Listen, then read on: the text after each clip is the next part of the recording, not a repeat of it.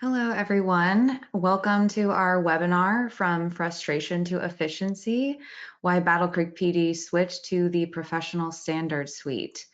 So we have our guests here, and we will talk about that in just a minute. But first, I would like to cover a few notes about the webinar.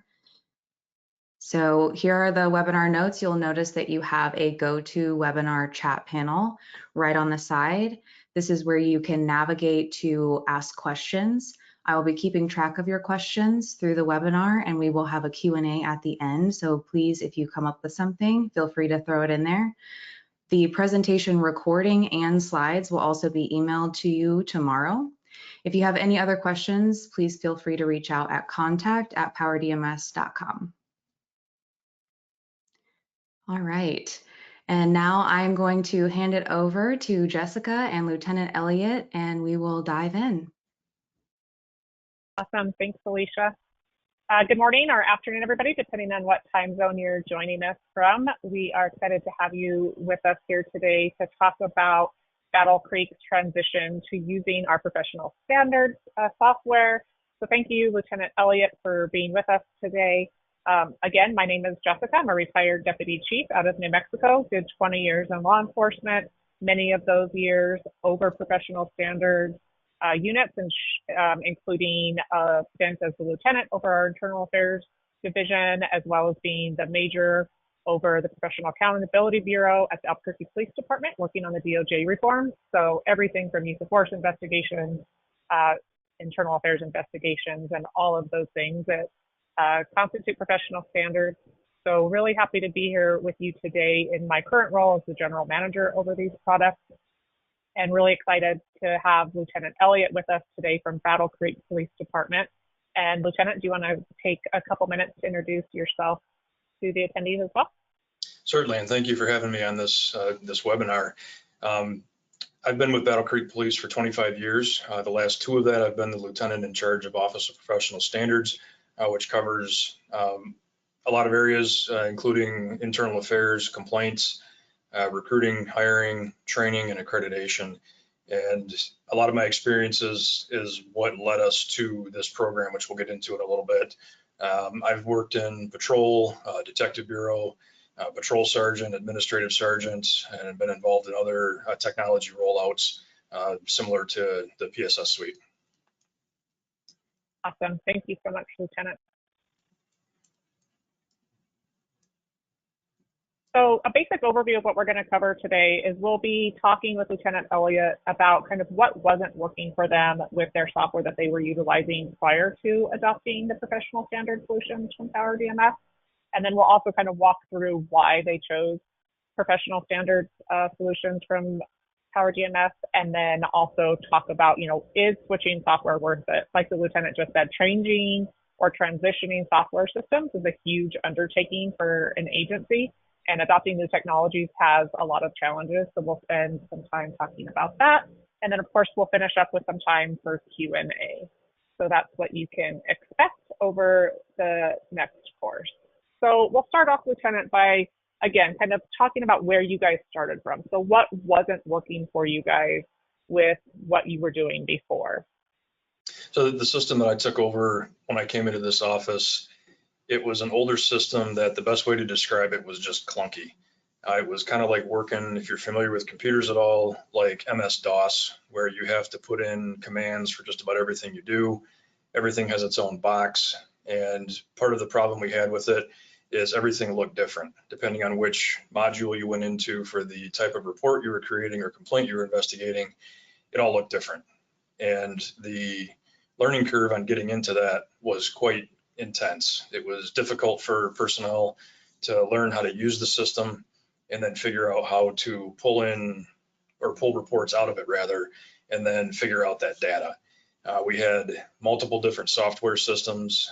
We tried to consolidate things, and it worked for a little bit, but we just had determined that it was getting too difficult, and the data we were getting out of it wasn't adequate for what we needed to get. Okay, great. Yeah, so let's talk a little bit more about that inaccurate data. And so, or even, putting data in that maybe wasn't what the officers felt like they were supposed to enter, or they were unclear on what to enter. So I think we had talked a little bit about how, the naming conventions of field, those types of things really matter on the usability of a software system. Certainly, when entering the data in, because the reports were different and the fields they didn't have very good names on them. You almost had to have a cheat sheet translating the coded field name into plain English to be able to understand what it was. So the consistency just wasn't there across the entire program. And when you're trying to get data out, especially on use of force and other, as it's called in PSS, action reports, trying to get that data together was hard because the fields, they just didn't make sense with what they were called. When you're entering the data in, it was okay, but when you try to look at it on the back end for reporting, it made it really hard to figure it out. And because of the difficulty in entering the reports and the data, people would rush through it. And that old adage, garbage in, garbage out, was huge on that program because it got to be so difficult and time consuming. People would rush through it and we'd have incomplete or inaccurate data in it. And it wasn't because they were intentionally trying to put wrong information in, it was just hard to understand it. And with all the requirements we have for reporting, it just made it difficult to get good data in there to in turn get good reports on the back end. Sure. And I think sometimes, at least from my perspective as an administrator too, sometimes having bad data is worse than having no data, right? Because then you have data and you're not sure if it's accurate, if it's not, there's lack of confidence in there that can really be problematic. Absolutely. And all of this together kind of led to our early warning system. We're an accredited agency in Michigan, and early warning is an accreditation requirement.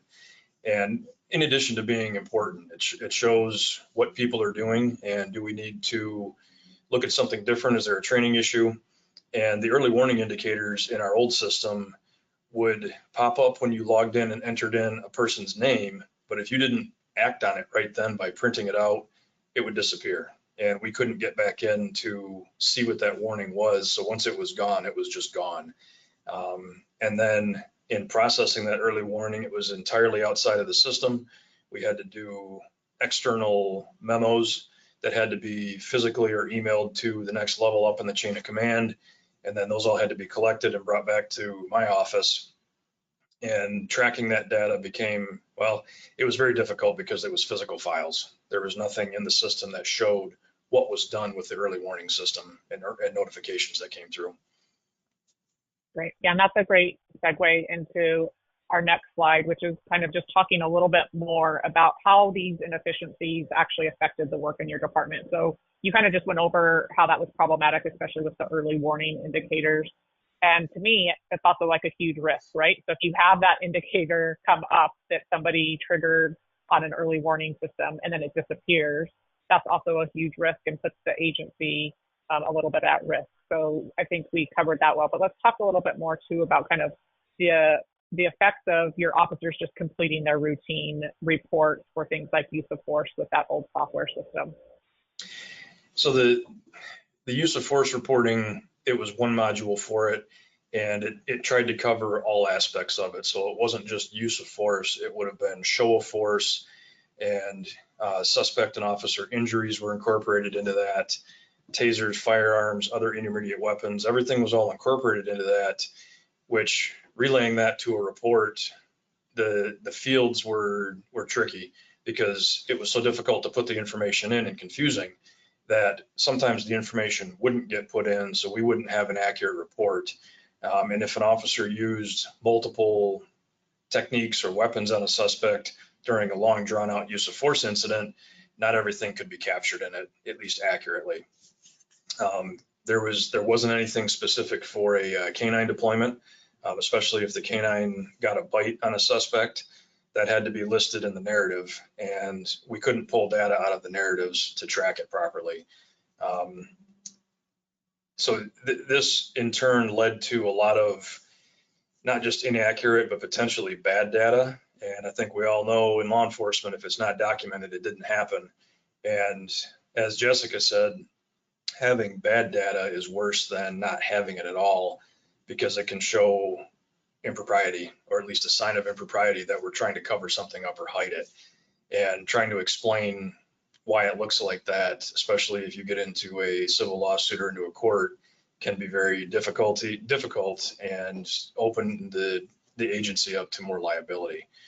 So just the whole scope of it was difficult to process. We worked through it as best we could, with what we had, but seeing the options that were available in PSS were exciting, and they've proven to be very effective. Great. Yeah, so let's go ahead and talk about that, about kind of why you guys chose the professional standard solution from PowerDMS.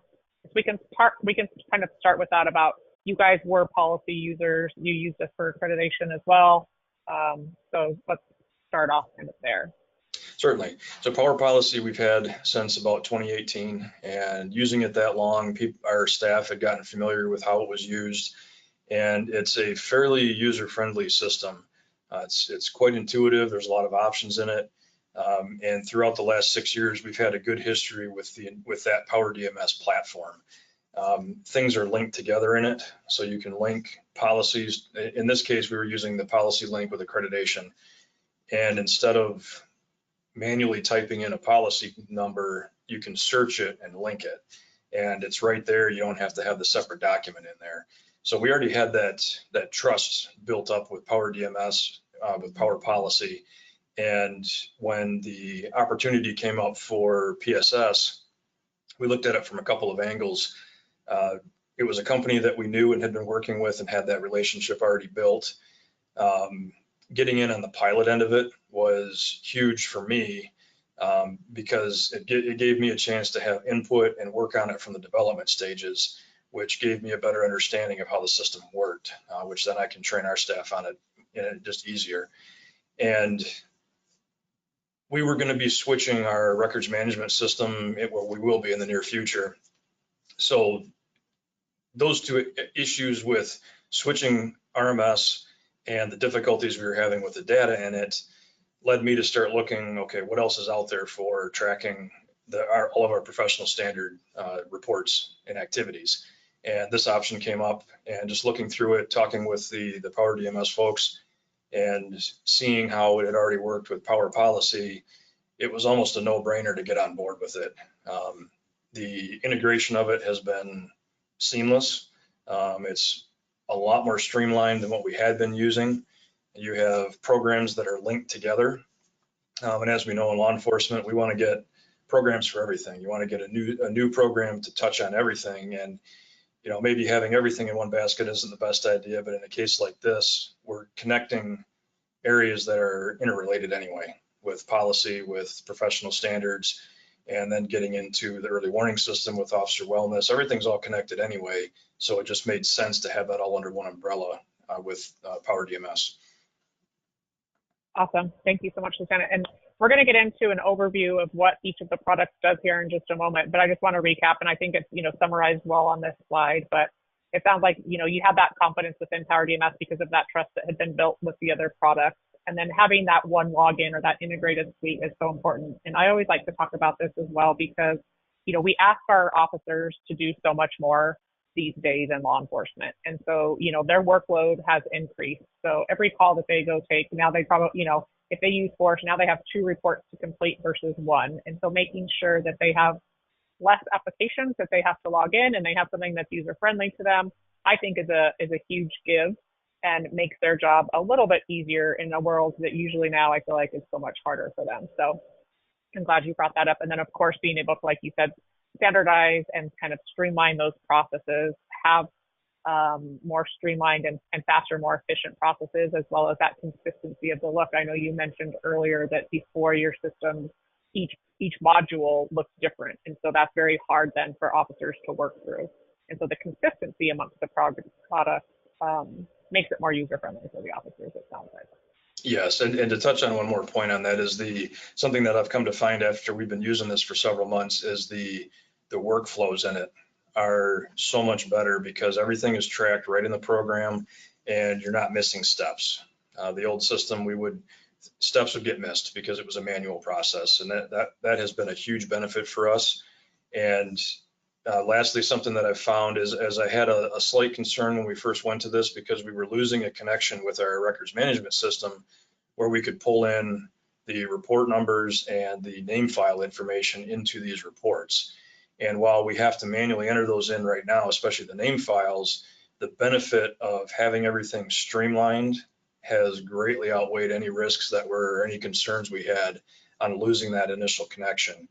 And the system works so much faster now and so much smoother. And I'm seeing, it's more work for me, of course, to review it, but I'm seeing more data and better data put into the system already just in the last few months. Excellent. So let's go ahead and transition into actually talking about the different modules within the software. And so first, let's talk about PowerIA, which of course is our internal affairs case management, which is integrated with Power Policy, which you guys use. I think that's a great thing from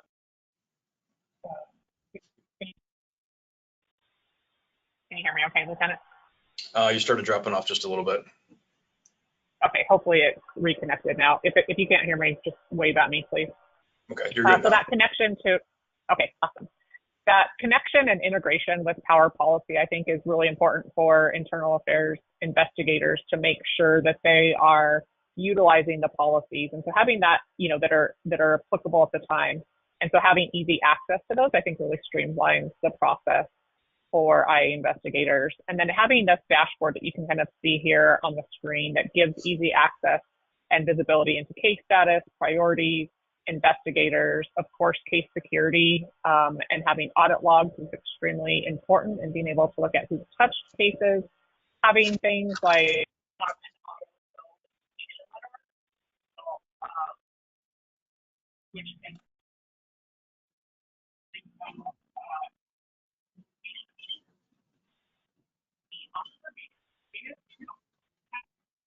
and then one of my favorite features is, because I see this often, is being able to assign out investigations to field supervisors. And so I know, Lieutenant, we've talked about this about, that capability and being able to do things like pre-populate activities that those supervisors have to do to ensure that those field supervisors who don't do cases very often make sure that they can do all of the activities necessary to abide by the policy. So if you want to talk a little bit about how you're starting to see the use of this PowerIA streamline things or work for you guys there in Battle Creek, I'd love to hear your thoughts. Sure. The PowerIA, that was one of the bigger areas I was looking at on it, just because of the nature of my position. And it's nice having the connectivity with the policy and with the other action reports. And part of my job is reviewing the action reports, and then occasionally those will need to be reviewed from an internal perspective for policy. And sometimes investigations need to be started on those outside of just complaints. And it's an easier process to do that. The dashboard is great. I've seen some dashboards that are difficult to use. This one is not. It's very clear what's there. Everything's right at your fingertips. It takes a couple of clicks to get into a report and see what's been done on it. The tracking on it is very clear. That's something that all of our staff so far like, because we can see what steps have been done on it. And it just makes it easier to, like Jessica said, ensure that these steps are completed, and we can put steps in there, change the workflow on it to ensure that everything's being covered. I think we all have personnel in our department that want to get the quick and dirty out of it. They don't like dealing with complaints. They want to just hurry up and get it done. And this kind of allows for that because of its simplicity, but at the same time, it's also allows us to be able to track the data that we need to track and make sure that the proper steps are being taken in it. I touched on the audit logs. Those are very clear, very easy to see.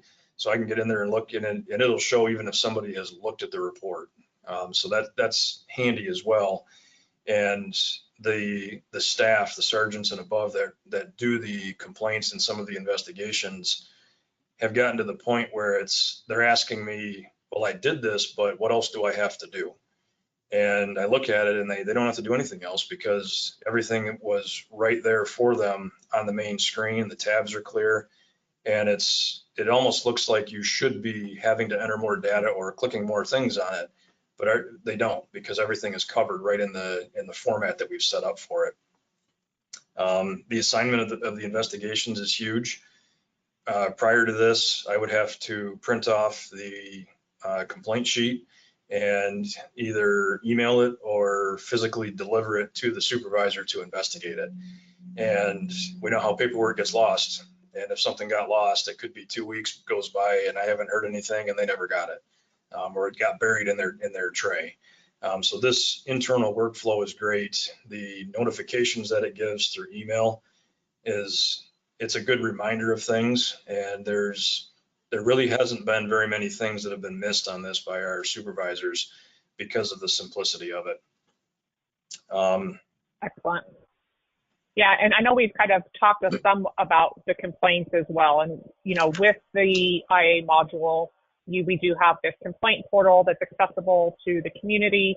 I know you guys haven't adopted use of this yet there in Battle Creek, but having the ability to take those complaints online, and you've already talked some about, you know, just being able to actually assign the complaints that you guys do have to your supervisors directly, being able to track those, but then also being able to, you know, allow citizens accessibility to this, I think is great for transparency purposes as well. And you've talked some about, you know, making sure that we have the credibility within our communities and that our processes allow us to have confidence in what we're reporting to our citizens. And I think this is another great mechanism to allow our citizens to know that they can have trust in us, that we're going to be accessible for things. And so if you want to talk just a little bit more about how you think this might even increase the usability of the product more in the future as you guys do further adoption, that would be great. Yes, and the main reason we haven't integrated the complaint portal yet is it's an IT issue. We're working to try and we're doing some other updates on our website anyway, and we currently have a method of emailing a complaint or an online complaint form available to citizens. However, that's similar to the old system where it comes in independently. It comes in through a shared email folder, and then I have to make sure to check that folder and download the complaint, and then I have to enter it in, or I have to then physically give it to a supervisor to enter in so the complaint can be investigated. So having the complaint portal directly accessible to the community is good, because once they make that complaint, it's right in the system. And then we can set the disposition on it, assign it out as needed, and it's right there. And even this could be a double-edged sword with the citizens uploading attachments, as we know how some members of the public can be. But I think the benefit outweighs the risk on that, because it allows us to have more accessibility to what the citizens need to say, and they therefore have more accessibility to us. Just having an online email address they can access has already provided good communication with citizens, and sometimes they just need to have a question answered. It's not really a complaint, and that's allowed me to do that, where this, I think, would kind of show them what we're looking for, what accountability we make sure we have of ourselves, and just at the ease of getting these complaints in. Excellent. Yeah, I think it's definitely, you know, that accessibility and streamlining and tracking those complaints is a huge thing. Let's go ahead and move on to Power Action, which is, you know, all of those actions that our officers take in their day-to-day functions. So everything from use of force, or like you were saying, K9 deployment, and making it available to our officers as well as our agencies to be able to have that reporting mechanism on there. And so we have that template library that then people can actually use those templates to configure to their agency's needs. And I know you guys have done a lot of that, Lieutenant, so I'll definitely want to hear about that. So building out those kind of custom forms or those configurable reports for what you need in an agency, and having, you know, a pretty robust library to choose from as a starting point for those. And then the ability for your officers to be able to start and edit those reports from anywhere. You know, they don't have to be on a full desktop, they can do it from a mobile device. And then we've also talked a little bit about like having those workflows and being able to have different workflows assigned to each of those report types based on the agency's review process. So if you want to talk us through how that has worked for you guys, I'd love to hear some of your wins out of that. In short, this has been entirely a win for everything Power Action related. We were previously using in our what would have been the similarity to Power Action, we had two different types of reports, and that was a use of force and pursuits. We track foot pursuits also. So we had foot and vehicle. In the old system, it was one report and we had to kind of cobble it together to get a foot pursuit in there. And PSS with Power Action, we've got about 12 different separate action reports that we use, and we're looking to even increase that. And it's very clear. You can see on the screen the different reports, what they're named there. Use of force, show of force. You can rename those. You can change the description in it, which I've customized some of those to our internal policy language. So the person entering it knows exactly what they need to be putting in that report. Every report looks the same. It has the same appearance, rather. The tabs across the top, the way that the data is entered in is all the same. Obviously, the specific fields will be different based on the report. So it has that consistency. And we run about 65,000 calls for service a year. We have 112 sworn personnel, cover about 75 square miles. So we're a medium-sized department, and we deal with a lot of complaints. So having action reports like this that allow us to customize them and basically track whatever we want and kind of however we want. You can see aviation pursuit on there. We don't have an air unit. None of our neighboring jurisdictions do, so we just don't use that one. Our canines currently use a separate module that we're looking at moving them into this because it's all tracked. And within the individual reports, we've been able to customize the fields that are tracked in there, adding custom fields that will be consistent with our policies and procedures and even what our city administrators want to track.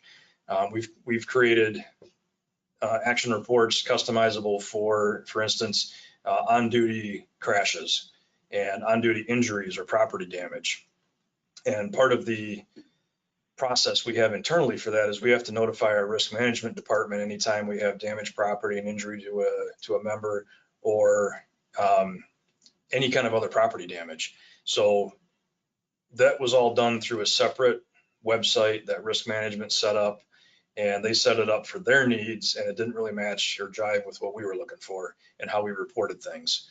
So being able to customize that, now our officers submit a report. So if they're involved in a non-duty crash, they or their sergeant will submit the crash report. Risk management will automatically be notified on it, and we don't have to do anything else with it. And I set up custom fields in there to match the information that risk needs.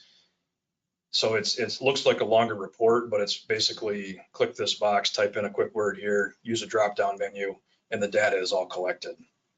And similar to doing a police report where you have a workflow, the workflows in this, they're customizable, like Jessica said, so you can have 5 different workflows if you want for 5 different types of reports, depending on who they go to, who they need to be reviewed by. And having that workflow is excellent because if it gets to my level, I'm the second or third level, depending on the officer that reviews it. And if I see some information that's missing, I can send it directly back to the officer. I can send it back to their sergeant, or I can send it to their lieutenant. Individually, collectively, I can notify different people. We've had some where a use of force comes in and it was ended up in an injury to the individual and was a serious use of force. And I can notify the deputy chiefs and the chief on it just from changing who gets notified in the workflow with a couple of mouse clicks. So it's great in that facet. And I know, Jessica, we've talked on some other examples of this too. But it's just the customization on this is excellent. Yeah, and I think that's one of the things that for me, from my aspect, when I got to help influence the creation of these products from, like I said, a previous law enforcement, from, working my way from deputy up to a deputy chief, that configurability is extremely important. And to make it feel, like you said, that it's Battle Creek's report, and the fact that you guys can make those changes on your own. It doesn't take a work order, it doesn't take a change order, it's not an extra cost.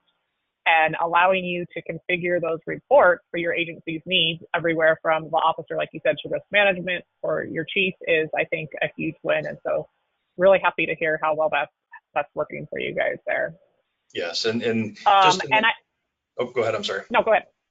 Well, go ahead. I was going to say in the reporting of it from the officer's perspective, I've talked to several of them on it, and they kind of had the same reaction that the sergeants did for the complaints. Is what am I missing? Because they got through it so quick and got all the information in there, and it's, well, you're not missing anything. They like that aspect of it, of its simplicity, and they also like the aspect that this can be done from their in-car computers or their phones if need be. And they can start it from their phone, save it, come back to the station later and finish it. So there's a lot of good options with the way the reports are created. Yeah, and that was something, I'm so happy to hear that, because that was something that was really important for us as well, is that we wanted it to be as easy on our officers as possible. Like I said, we ask so much more of them these days that any way we can make their life a little bit easier in their day-to-day is a huge win. And so happy to hear that that's how they feel about it as well. And I know we've talked a lot about like that data in, good data in, bad data in, and the importance of analytics. And, we have this really robust and easy, but yet in-depth reporting and analytics mechanism with dashboards for each of those report types that we talked about. So everything from that command dashboard, giving that visibility to people in maybe higher ranks within the agency. These, of course, are also role and permission based, being able to give visibility to only those people who you want access to these. But having those detailed dashboards for every report type, as well as being able to share or broadcast this information. Like you said, Lieutenant Elliott, like part of you sharing out information to even people like risk management. You could do a report on your officer injuries to be broadcast and set this up to have a report delivered to your risk manager on the first Monday of each month. And that takes a lot of, that repetitive work, or us having to remember to do things, or for your accreditation, being able to have your accreditation manager, build these reports out and have them done either monthly, quarterly, or on an annual basis. And so I think that that's really user friendly, but also the confidence in the data. And so I think, you've talked about that a lot already, but, good information in is going to give us good information out, which I know in my career, I always, thought that we historically did a bad job of using our data or communicating that data, because so much of it was done by hand, or it's in so many different systems. It's really hard to access. And then we're not using that information to really drive what we want to in the organization. And so, the purpose of the reason these things are required for things, accreditation programs, best practices in law enforcement, is really to help us make informed decisions. And so having this data accessible really, I think, allows us to have those informed conversations internally with our agencies, as well as help have those external conversations with our communities, and really help increase that community trust. And so this is one of the aspects that I was most excited about. So I'd love to hear your thoughts about like your confidence in the data and how you guys are going to be using this information. Yeah, so the data that came into this, as I've explained, it's easier to put in. And what I've found in my career is if the data is easier to put in, you're going to get more compliance with it, and you're going to get more accurate data. And just from what I've seen over the last few months of using this is we are getting a lot more accurate data. And I mean, no system is perfect. We do the best that we can with what we have. And this takes us to the next level on that, because the data is so easy to put in. We have a lot more accurate results coming out the other end of it. And to simplify it, the way that this comes out is very cop friendly. It's got pictures and colors on it. And, we like pictures and colors. So it's very nice. A previous chief of mine would love to have graphs, pie charts, bar graphs, everything on there, lines and things showing improvements and areas that we're working in. And this is kind of exactly that. You can see the example on the screen there with the different displays on that. And, getting into accreditation, we need to do regular reports, annual or monthly reports on our activities. So this data is kind of right at our fingertips for it. And secondly, if you've got a community oversight, community relations board in your jurisdiction, which we're in the process of developing one, this data can be broadcast to them as well. And they can see what we're doing almost in real time on it as this information is getting in, where previously for reports, and they were sporadic, but sometimes the city commissioners would want one, or the city manager's office, or the chief. We'd have to manually go in and pull that data out and then put it into a readable format. And unless you're really good at Excel and know how to do pivot tables, extrapolating that data is difficult. And getting it to turn into something readable and readable quickly is even more difficult, and analytics in PSS takes that away. It really smooths it over and makes it very easy to see what we're working with right now. Excellent. Yeah, I think that, having the data be consumable, or like you said, very user-friendly, cop-friendly, citizen-friendly, and helping us really tell our story for our agencies in a way that is easy to see is a huge piece of progress for our agencies. So I'm excited to hear that as well. So let's go ahead and go into Power Vitals, which is our wellness forward early intervention or early warning system. And, we say that it's wellness forward because we're really taking a more holistic approach at looking at what officers go through during the course of their career. And so while it does have, of course, the robust indicators, the things like multi-indicator alerts, everything that you could want out of a traditional early warning system, we also have this concept of this pulse score, which is going to quantify officer stress or trauma, which to me is a really exciting and progressive way to look at things, because it really takes out the biases that we may have. And this concept, I know when during the course of my career, and I'm still guilty of it, we have this concept of like, oh, it's just part of the job. We go to these difficult calls and it's just part of what we do. It's what we signed up for. But while that part of that might be true, we can still take into account the amount of stress that officers or deputies are exposed to during the course of their career. And so being able to take that into consideration into their performance or how they might be at risk for having an adverse action, I think makes a traditional early warning system so much more meaningful. Because yes, while it has a great purpose, and if they're used well, I think it's a great mechanism for any agency to have to monitor officers' activities. But it also should really be about, let's make sure that we're supporting these officers to be able to have long careers and make sure that we're supporting them throughout the duration of that career. And it helps for things like, officer retention, et cetera. And another thing I think that we've struggled with in law enforcement is having those more difficult conversations with our own people. We're great at dealing with conflict when it comes to citizens, but if we have to have a conversation with one of our subordinates about, potentially that they're under stress, or that they've been, that maybe they need some additional support, that maybe they're dealing with some PTSD, a lot of supervisors aren't real confident or don't know where to start with that. And so this software has the ability to have those built-in templates so that when you do have an alert, they have a starting point to help guide them and give them confidence in having those conversations. And then finally, having those assist plans to have those consistent follow-ups and a mechanism to document that. And you talked a little bit earlier, Lieutenant, about your previous system, that those indicators would come up. You had to be paying pretty close attention when you saw that alert, or it would disappear.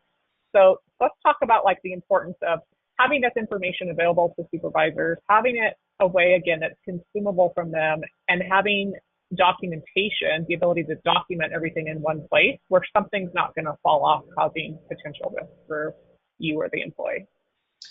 Definitely. The vitals, when I first saw this, it was explained to me that it was like our early warning system. And I think like most other agencies, when we see early warning, we're talking about what has the officer done on duty, such as a use of force, a show of force, or pursuits.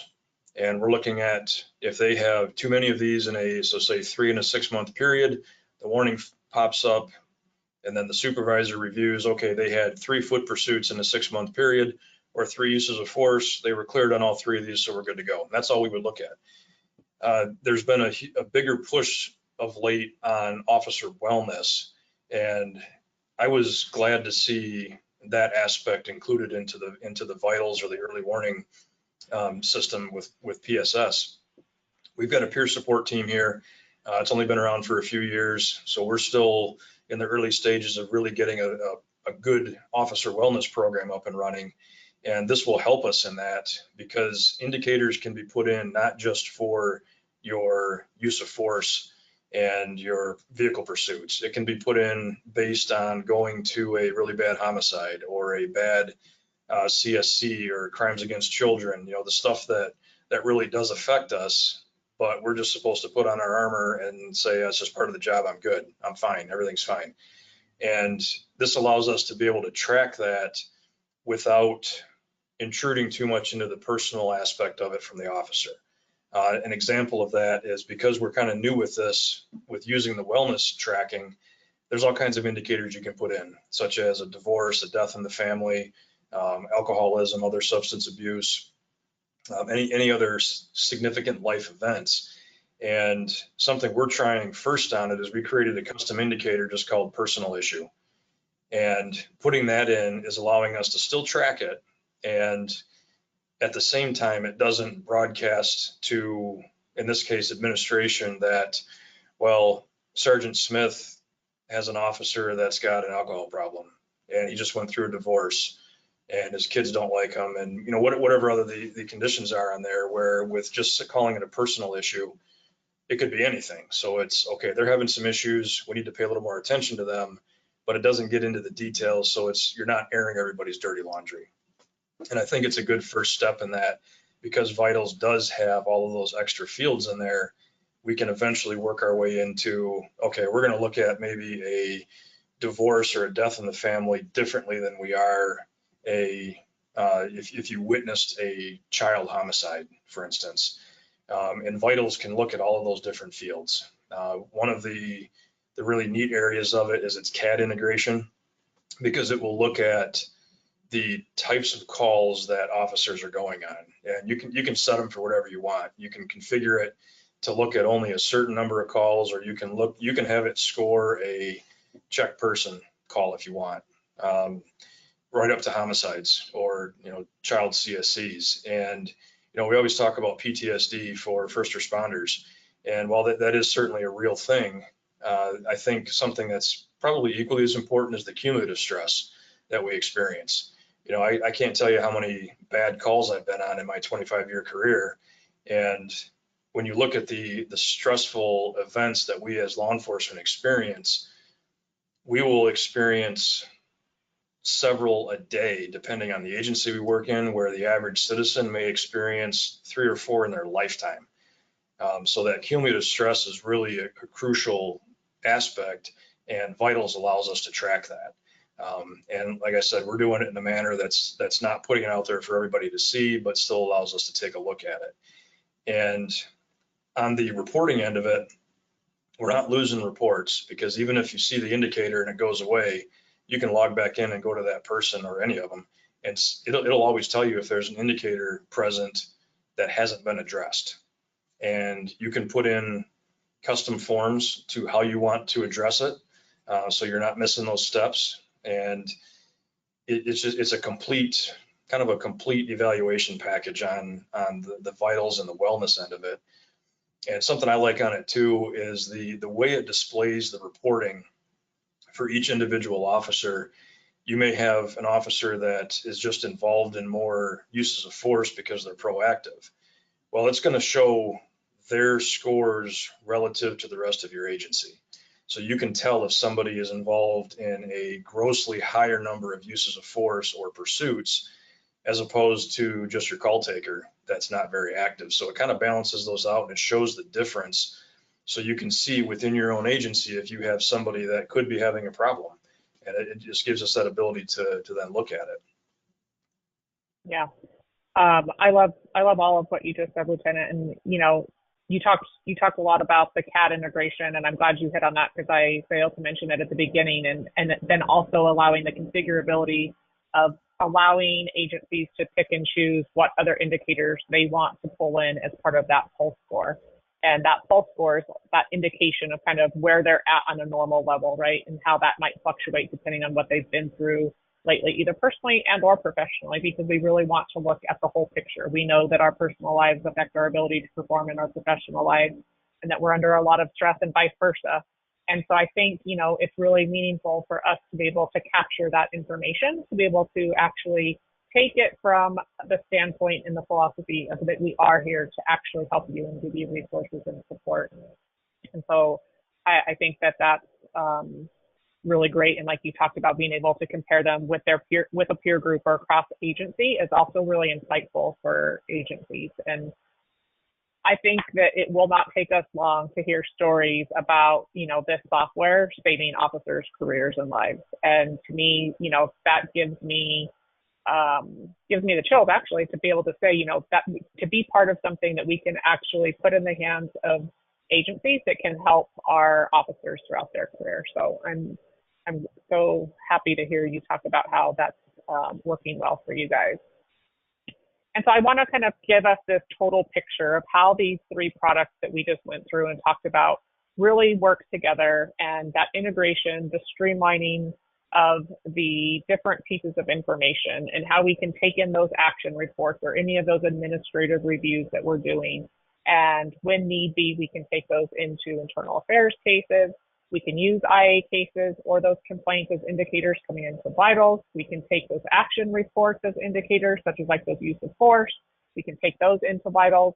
And the more touch points I feel like that we have in our professional standards software is going to make us better informed, bringing all of that data together to help us make decisions on things like policy and training, and help us guide guide those conversations that we're having, and being able to tell our officers, we're doing this policy change because we've actually seen this data. I think that that's a really profound impact that we can have through the different touch points of how these products work together. And so as we've gone through both what you guys were using before, Lieutenant, as well as how things are working for you now, I kind of want to wrap up before we get to our questions by talking about, has switching to the software been worth it for you guys? How has that process been? We talked about, taking on a project such as adopting new software is a big undertaking for an agency and can have some bumps in the road. So let's kind of talk about how that has been for you guys. This has been a fairly seamless transition. Getting on from the pilot end of it, there's a lot of extra development things that happen that you wouldn't normally have when you're just implementing the final product. And once we got to the point of implementing it, where we were training our staff on it, they get through it. And like I've said a couple of times already, it's kind of like, okay, what else? What's next? What else do we have to do? There were not a lot of questions. There are some things that, of course, we just missed in training on it. And I'd have officers come to me and say, hey, I did this. Is this all right? I'm like, well, actually, yeah, that's a good work process. So they were able to figure things out that we didn't necessarily touch specifically on. And a lot of them didn't even have to ask questions about it. They just put it in because the options were clear. So is it worth it? Yes, it has been. This has been a huge upgrade to what we were using. And I see it being a very beneficial program down the line for everything that we've mentioned, the data tracking and being able to help officers out, help each other out. The legacy import on this is good. Our old system uses a lot of paper files, so I don't think our legacy import is maybe as intense as others. But being able to pull that old data in, it keeps everything in one spot. So if you have to go back and look, if you've got a records request or there's a lawsuit, everything's right here. It's all in this same system. You're not checking 5 different locations for it. So being able to do that is big. I know other programs I've implemented have not had that, and it's made it more difficult to where we've even lost data on it. So it's a beneficial thing. And this is kind of similar to bad data is worse than no data, where in the long run, not having a system that combines these areas together and provides for an easy way to not just enter the data, but to look at it is going to cost more in the long run. And it's not just a liability issue, it's a time issue with staff, because if they can't get it in efficiently, it's not going to work very well. So it's a time saver on the front end of it for the officers that are using it the most, and it's a quick way to do it. And then on the back end, we can pull data out of it very quickly and see almost in real time where we stand, and can then maybe adjust our training, adjust our policies, tactics, procedures, whatever it may be, because we have that data at our fingertips. Excellent. Yeah, and I think, Lieutenant, you had shared a story with me about, the the accessibility of the information, and going back to that time savings and liability reduction, about the ease of being able to provide documentation for things like civil lawsuits or public record requests. And I think you said, before you would have to go through file cabinets or, wondering if you're going to be able to find or produce that information. And so if you want to share a little bit about how that's kind of increased your confidence as well and save time. Definitely. And I've had some requests in here where it's been older files and I'm literally flipping through paper folders, looking to see if it's the right report and then making sure that I have all of the information in there. Where files that are in PSS, everything's right there. It's just, it's quicker to access it. And because I know that everything has been put into the specific file on it, like Jessica said, there's that confidence there that when I provide that information to the city attorney or the prosecutor, I know that the information is accurate. Where with the paper files, you hope it's accurate because something could fall out of that folder. It could have fallen out 3 years ago. You don't know. So everything is right there, and it's just it gives you a better feeling knowing when I pull a file that everything is there and it's supposed to be. Excellent. Well, thank you so much, Lieutenant, for walking us through that. I know we have some questions. I know we didn't talk much about this legacy case import too much in depth, but I think we have a question on that. So I'm going to go ahead at this time and turn it over to Alicia to bring on our questions that we've had from our attendees. So thanks, Alicia. Yeah, of course. Thank you both so much. A lot of great information. Love to hear how you're using it. Our top question over here is about that legacy case import and how it works. Real quick, you are all going to get an additional resource that talks about how this works with the really easy steps so you can visualize what that will look like if you're to use PowerIA and potentially you're wanting to import legacy cases from another software. But Jessica, if you could talk a little bit more about what legacy case import looks like, that'd be great.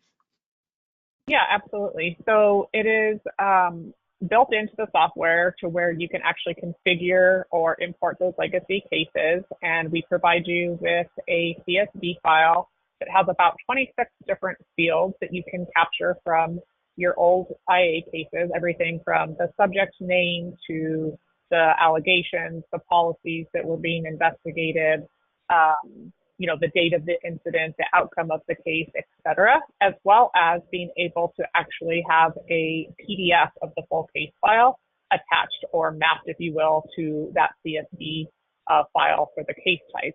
And you'll just import your information into the CSV file as well as save your PDF with the matching case numbers. Then you will import it into the system with a few clicks few clicks on a few buttons. And then those cases will be populated into your PowerIA, designated by an LC to show that those are legacy cases. You can even import cases that are currently being investigated. So if they aren't finished yet, you can import them into a draft state, and it'll allow you to actually complete that investigation in PowerIA once you do that. And so it's a very user-friendly system. We know that having that historical information for your internal affairs cases is extremely important. And so, like Alicia says, we also have that handout that she'll be providing to all of the attendees that kind of helps you visualize or walk you through what those steps look like to be able to have access to that information. Awesome, thank you. Lieutenant Elliott, could you tell us a little bit about some of those custom forms that you built out when you were looking in Power Action? What was that process like? Was it difficult, fairly intuitive? Can you talk about that a bit? That was a fairly intuitive process. And you basically go to your admin menu, open up the action report that you want to look at. And you can add, I think it's like up to 20 extra fields you can add in each action report with customizable questions. It was very easy to do. From our staff here, I'm a little more tech savvy than some, and even seeing some of the other guys that struggle with things on the computer, they're able to figure that out. Everything is very easy to use. It's very user friendly on that end, and it's a matter of some of them you can put custom fields in, so it's free text, and others you can put in a specific drop down menu. So it's very easy to find where that is and add it, and then save it to your report. Great. Another question, are they limited to how many custom reports they can create? Is there a charge if you go over a certain amount? Jessica, can you answer that one? No, so there is no limit on how many reports you can create, and there's no charge. We think that's one of the greatest benefits of the configurability of our templates that we provide you, is that they really are truly meant for you to be able to utilize in as many ways as you'd like, with no charge to the agency. Okay, and it looks like, let me double check here. I think there might have been one other thing I wanted to talk about, that might have been a question. So when we talk about the CAD information coming into Vitals, there is an integration that we will have with your CAD that will allow us access to that data, as well as an integration with Power Action. So I know the lieutenant talked about, being able to pull in information from those systems to help save time for the officers. That also helps to ensure accuracy in the information. And so that is something that we do with the software, is we will do that integration with your CAD system to help with those time savings, as well as have that information available for Vital. All right. And that is it. So thank you so much for everyone attending, and we really appreciate it. Thank you so much, Lieutenant Elliott and Jessica, for giving us an overview of the product and also talking about what that looked like for you. We really appreciate your perspective.